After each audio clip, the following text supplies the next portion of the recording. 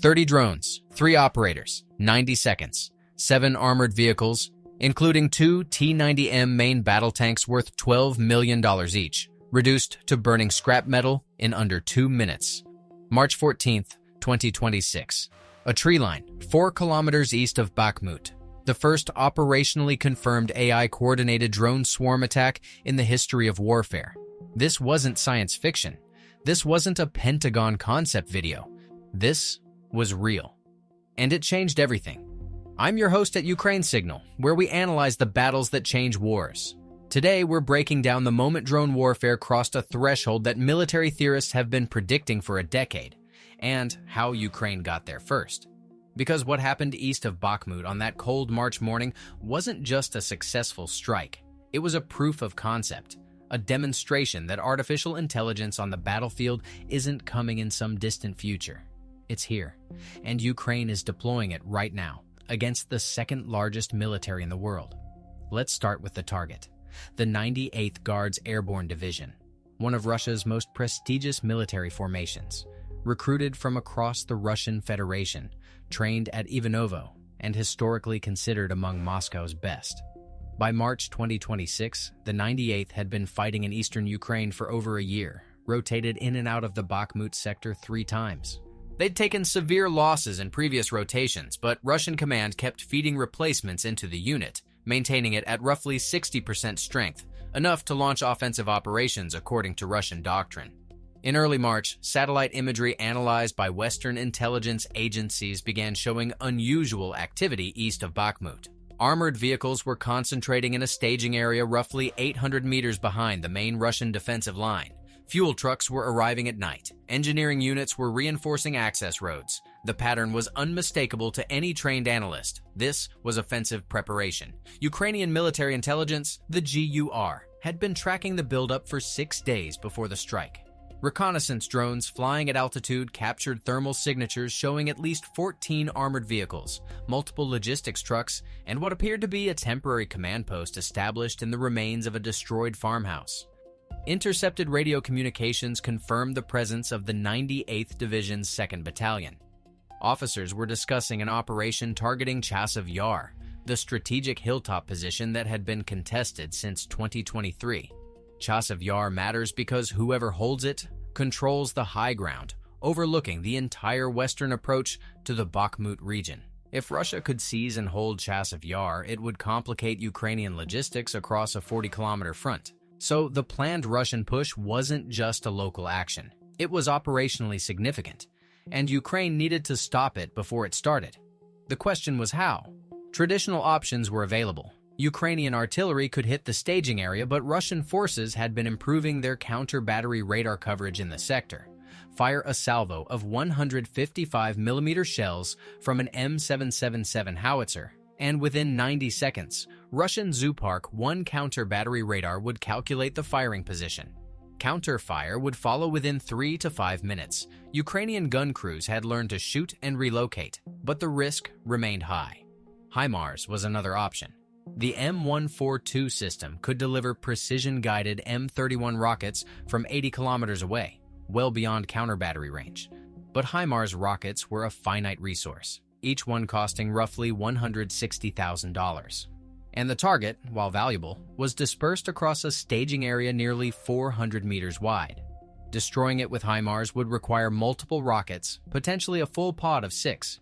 Nearly $1 million in munitions for an uncertain result against vehicles that might relocate at any moment. Which weapon would have been most effective against this target? A. HIMARS precision rockets. B. Conventional artillery. C. The AI drone swarm Ukraine actually used. Drop your answer in the comments.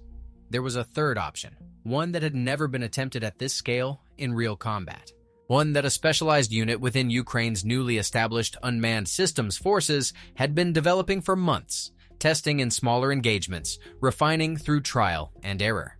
The drone swarm. To understand what happened on March 14th, you need to understand what Ukraine's unmanned systems forces actually are. Established by presidential decree in February 2025, the USF represents something unprecedented in military history. An entire branch of the armed forces dedicated exclusively to drone warfare.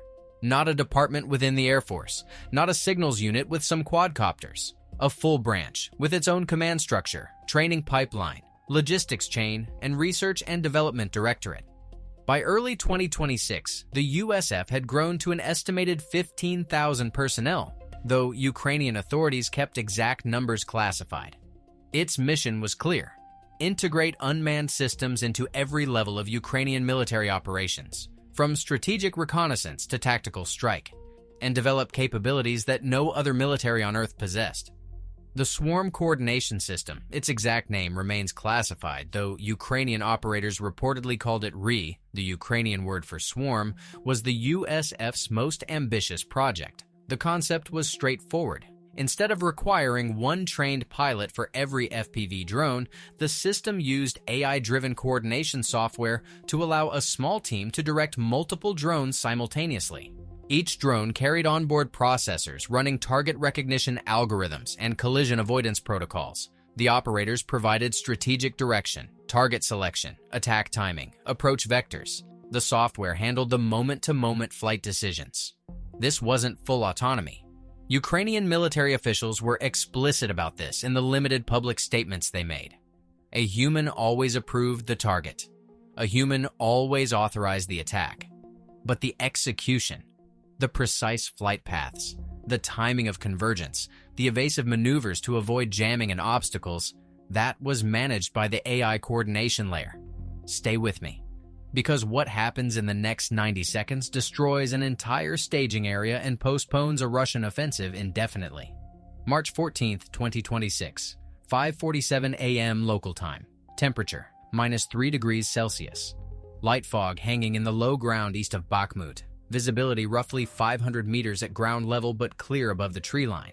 A Ukrainian drone unit, 12 personnel total, operating from concealed positions inside a damaged industrial building 200 meters behind the tree line, began final preparations.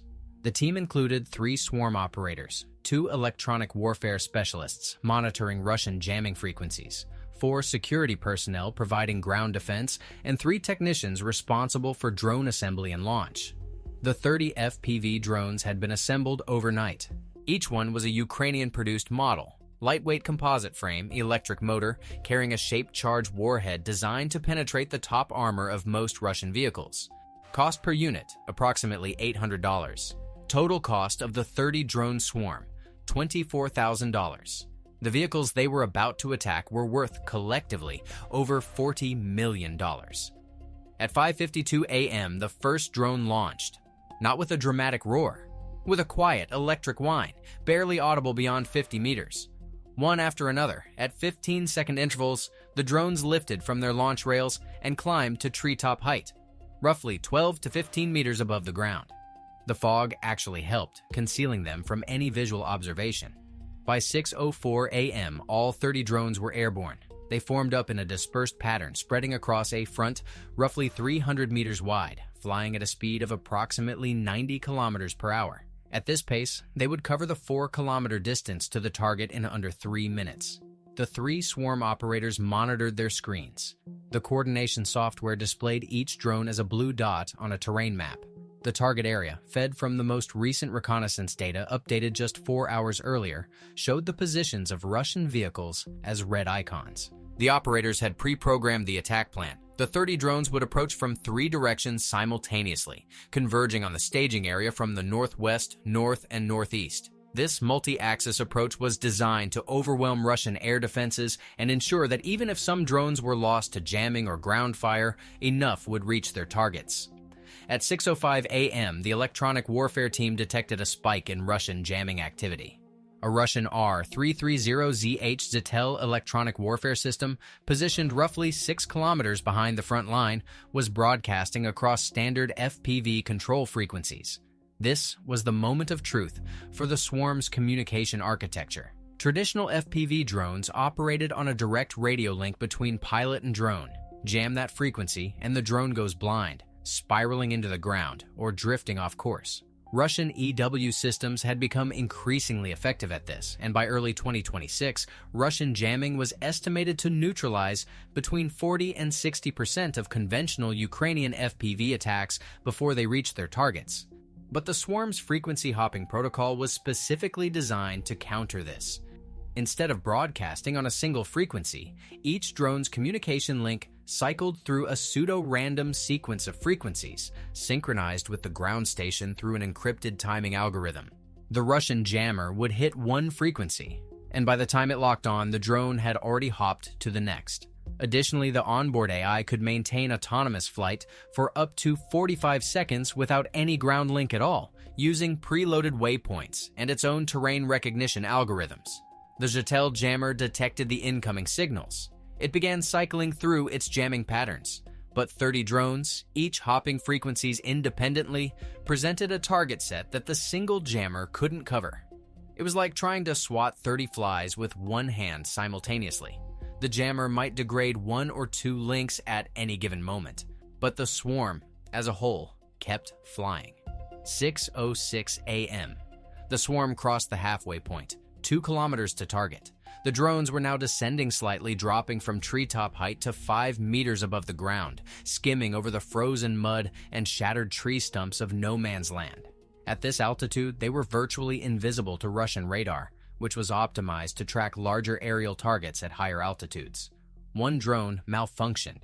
Its motor stuttered, and it plowed into the frozen ground, its warhead detonating harmlessly in an empty field. 29 remaining. 6:07 a.m., 1 kilometer to target. The operators could now see, through the lead drone's cameras, the dark shapes of Russian vehicles ahead. The thermal imaging cut through the fog. 2 large signatures, the T-90M tanks, their engines idling to keep the crews warm. 3 medium signatures, the BMP, 3 infantry fighting vehicles, hatches closed. 2 more signatures further back, the fuel trucks, sitting dangerously close to each other. Russian sentries were posted around the perimeter of the staging area, but they were looking outward for infantry threats, not upward for drone swarms approaching at 5 meters altitude. The fog reduced visibility to almost nothing at ground level. How many armored vehicles did Ukraine destroy in this single swarm attack? A.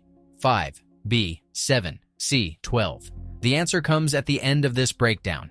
6:07 a.m. and 30 seconds. The swarm operators gave the final authorization. On their screens, a single command: execute. The AI coordination system took over the terminal attack phase. What happened next lasted exactly 93 seconds, and it redefined modern warfare. The 30 drones, 29 after the mechanical loss, split into their pre-assigned attack groups. 10 drones banked northwest, approaching the 2 T-90M tanks. 10 drones held course from the north, targeting the 3 BMP-3s. 9 drones swung northeast, heading for the fuel trucks and secondary vehicles. The first drone struck at 6:08 a.m. precisely. It dove from 5 meters altitude directly onto the turret roof of the first T-90M. The shaped charge warhead, a compact but lethal design carrying roughly 1 kilogram of explosive, detonated on impact. The T-90M's turret roof, despite its improved armor compared to older Russian tanks, was vulnerable from directly above. The jet of superheated metal punched through, igniting ammunition stored in the autoloader carousel. The tank erupted. The ammunition cook-off blew the turret completely off the hull, sending it spinning 30 meters through the air. The catastrophic kill pattern that Ukrainian drone operators had documented hundreds of times before, but never from a swarm attack. 3 seconds later, a second drone hit the same tank's hull, ensuring the kill. A third drone, originally assigned to this target, recognized the vehicle was already destroyed. The AI's battle damage assessment algorithm detected the ammunition explosion and automatically redirected toward a nearby truck that hadn't been in the original target set. Subscribe to Ukraine Signal if you want to understand how modern warfare actually works. Because what we're watching here isn't just a battle. It's the birth of a new era in combat. The second T-90M was hit 4 seconds after the first. 2 drones struck simultaneously, one on the turret, one on the engine deck. The turret hit penetrated but didn't trigger an immediate ammunition cook-off. The engine hit, however, ignited the fuel, and within 20 seconds, the tank was engulfed in flames. Crew members attempted to bail out. At least one was seen on drone footage stumbling from the commander's hatch before collapsing. The BMP-3 infantry fighting vehicles were next. These lightly armored troop carriers, capable of transporting 7 infantry soldiers plus a 3-man crew, were clustered roughly 40 meters apart. The first BMP-3 took 2 direct hits. Its aluminum alloy armor offered almost no protection against the shaped charge warheads. The vehicle brewed up instantly, the fuel and ammunition creating a fireball that illuminated the entire staging area through the fog.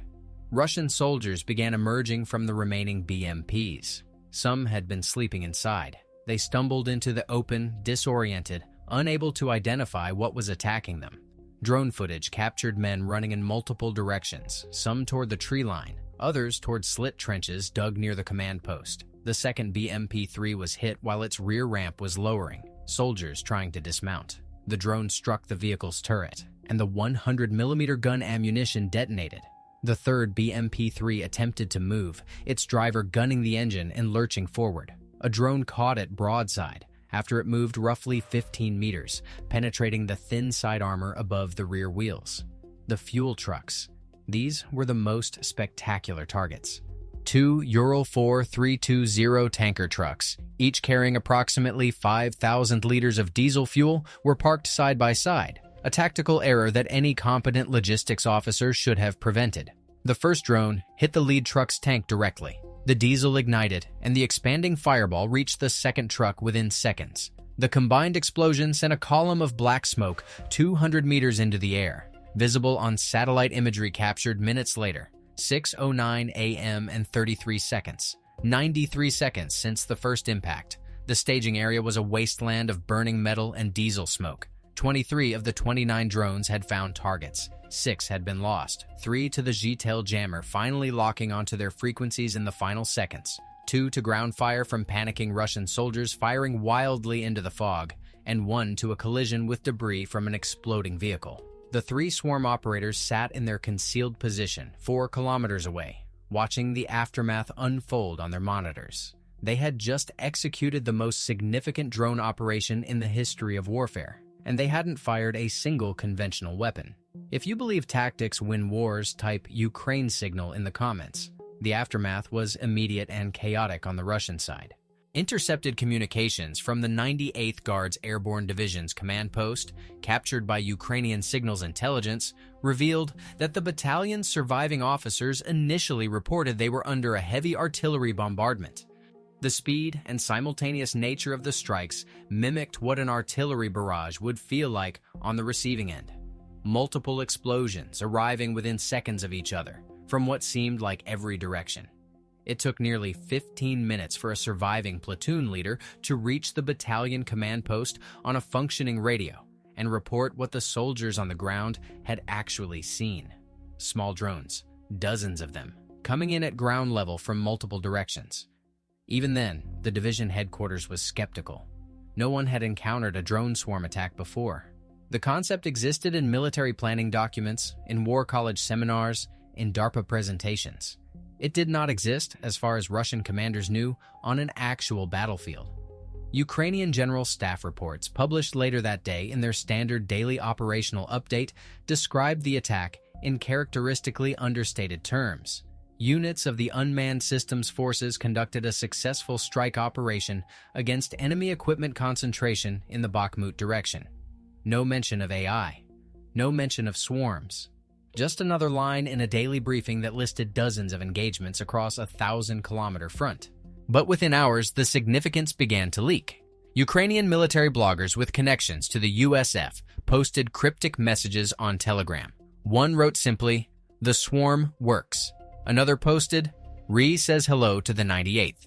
Western defense analysts monitoring Ukrainian channels picked up the references immediately.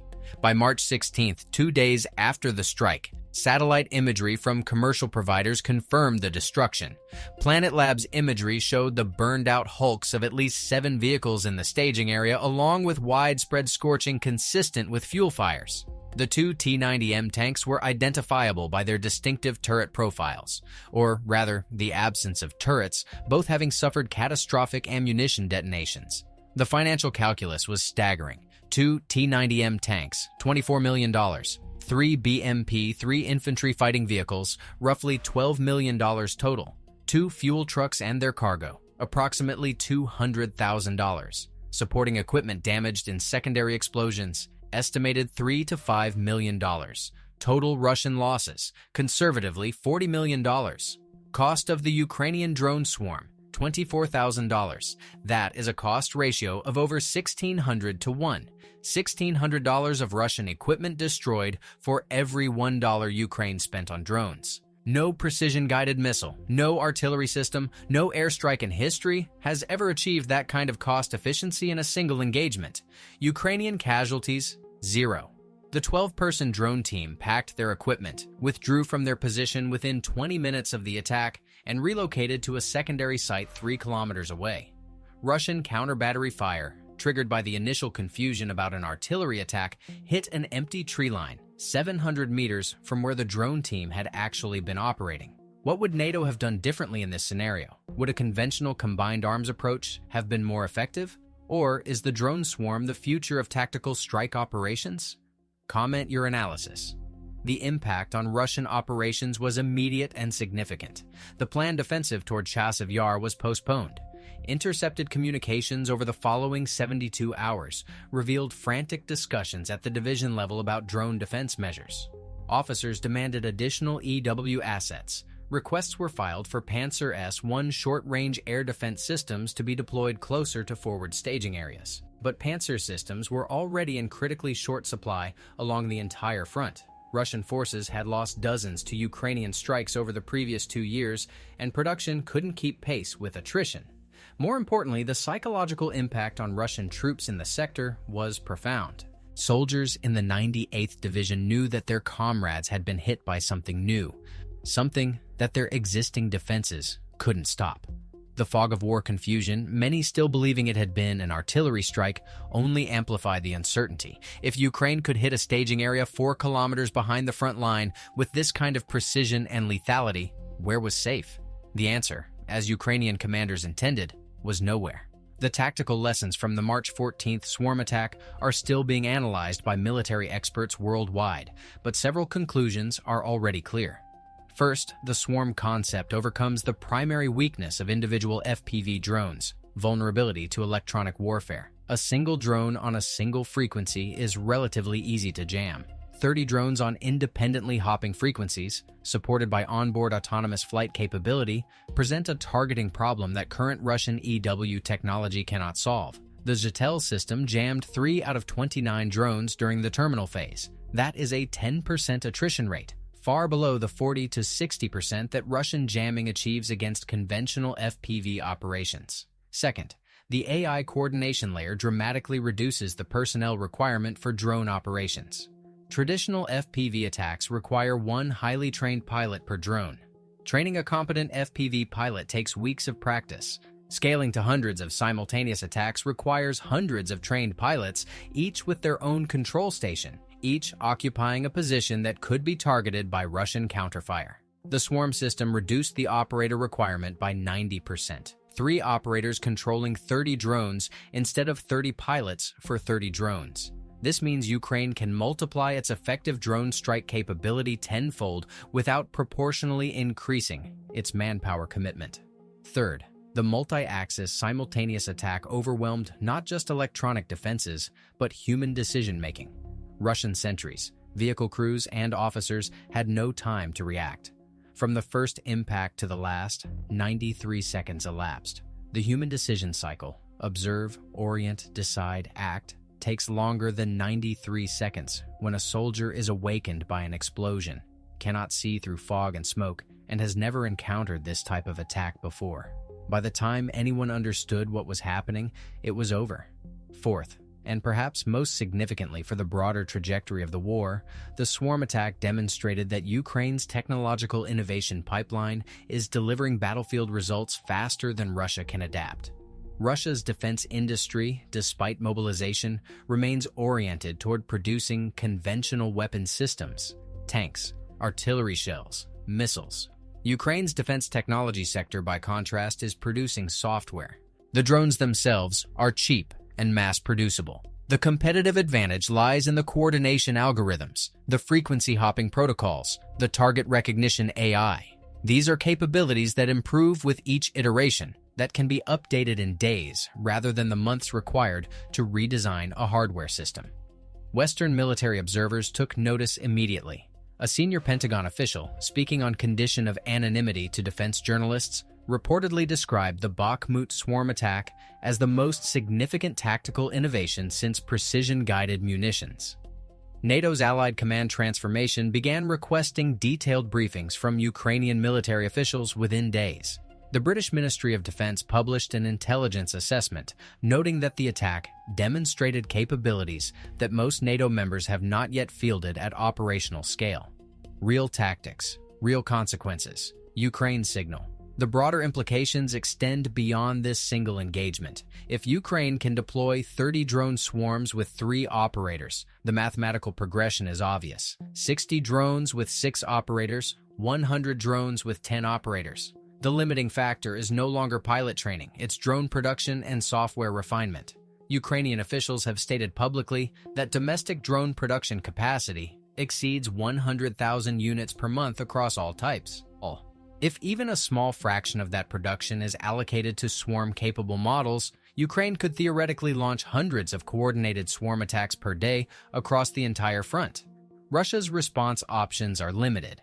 Improving electronic warfare won't work against frequency-hopping swarms with autonomous backup modes. Increasing conventional air defense coverage, Pantsir, Tor, Tunguska systems, faces the same cost problem in reverse. Each interceptor missile costs thousands of times more than the drone it's trying to shoot down. Dispersing forces to avoid presenting concentrated targets reduces combat power and complicates offensive operations. The 98th Guards Airborne Division learned this on March 14th. Their staging area, their offensive plans, their armored vehicles, destroyed not by a rival superpower's precision strike assets, but by $24,000 worth of small drones guided by Ukrainian software engineers who might never wear a uniform. This is the new reality of warfare, and Ukraine is writing the manual. Now, the answer to our earlier question: how many armored vehicles did Ukraine destroy in the swarm attack? The answer is B7, 2 T-90M main battle tanks, 3 BMP-3 infantry fighting vehicles, and 2 fuel trucks. 7 vehicles total, confirmed by satellite imagery and Ukrainian General Staff reports. If you guessed correctly, you're paying attention to the details that matter. 3 questions to consider. Was the decision to use the experimental swarm system rather than proven HIMARS or conventional artillery the right call?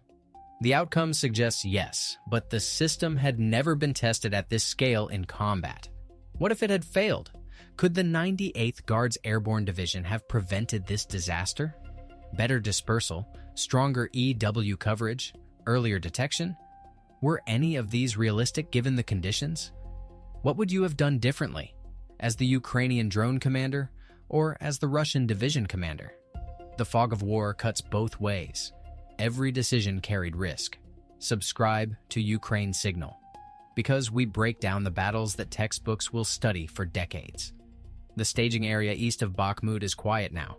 The fog lifts by mid-morning most days, and when it does, the blackened hulks of 2 turretless T-90M tanks are visible from the Ukrainian observation posts on the ridge to the west. The BMP-3 wreckage has been partially stripped by Russian recovery teams. Anything salvageable pulled back, the rest left where it burned. Scorch marks from the fuel truck explosion stain the frozen ground in a dark oval 50 meters across. No Russian offensive toward Chasiv Yar has materialized. The 98th Division pulled back its surviving elements to refit. Replacement vehicles have not arrived. The swarm's 93 seconds of violence imposed a delay measured in weeks, possibly months. Somewhere in the Ukrainian rear, the drone team is already preparing for the next mission. The software engineers are reviewing the flight data, refining the algorithms, fixing the bugs that caused one drone to crash. The next swarm will be bigger, faster, harder to stop. Modern warfare punishes tactical mistakes without mercy, and it rewards innovation without limit. Stay vigilant.